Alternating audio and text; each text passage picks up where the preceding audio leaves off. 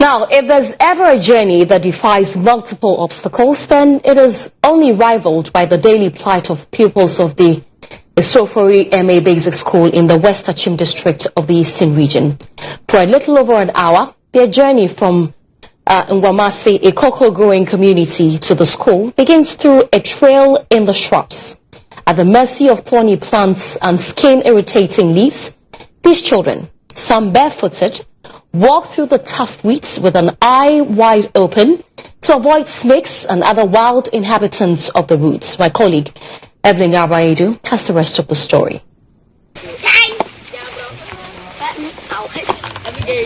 Little Francis and Kelvin, both Class 6 pupils of the Asuofori M Basic School in the West Akim district of the Eastern region, have to walk through the bush for more than an hour every day to attend school. Despite the daunting task, this has become the norm for these 12 and 11-year-olds who risk their lives to get to the nearby school for teaching and learning. The road is not too good for us. It can be dangerous for us. When we are going this bush road, we can meet some snake and other animals. I walk from here to my school 1 hour. When I get to school, I feel pains in my bodies. I'm not able to concentrate. The situation is not peculiar to Francis and Kelvin alone. Other pupils, including these little girls, also lament how the journey is taking a toll on them. 1 hour, and also from here to the school, the time we reach the school, we will be tired and cannot concentrate on our education. We feel very pained before from here getting to the school. Maybe when we're in our menstruation period, our stomach and also be concentrated in very pains. Like even when we are walking, we can get hurt. Even some animal can bite you on the way, like snake, frogs, and other. Tell me the time when you are coming from school in the afternoon.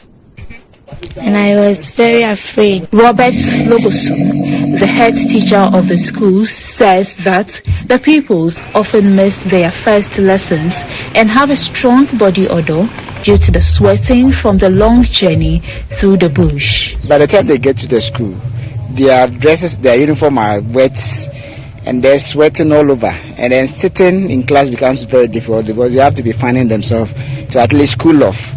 Because in the morning they have to walk basically to school to be able to be part of the first lesson. So, in fact, it's not a very, very pleasant sight to see in the morning. Statistics from the 2021 Population and Housing Census indicate that more than 1.2 million children between the ages of 4 and 17 are not in school. Out of this figure, 942,000 of them have never been in school. In rural communities, some children are unable to attend school because they have to trek long distances to access basic formal education, which has led to a decline in enrollment in many schools. To address this issue, Child Rights International, with funding from Modellers International Cocoa Life, is implementing the Children's Mobility Project to improve attendance. The project is being piloted in 3 cocoa-growing districts: West Akim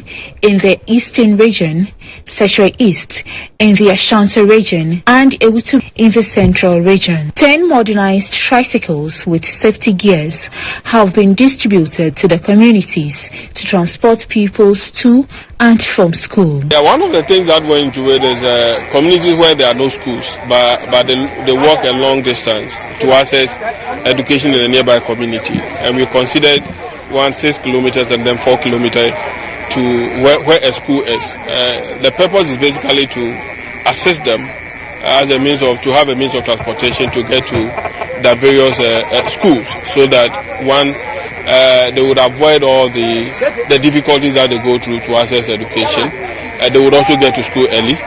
They can close early to also come home to come and continue their studies.